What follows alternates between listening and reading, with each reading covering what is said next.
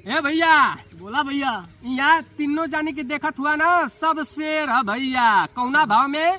अरे एगो शेरवा जेल के भीतर, कई गो शेरवा बाहर बा।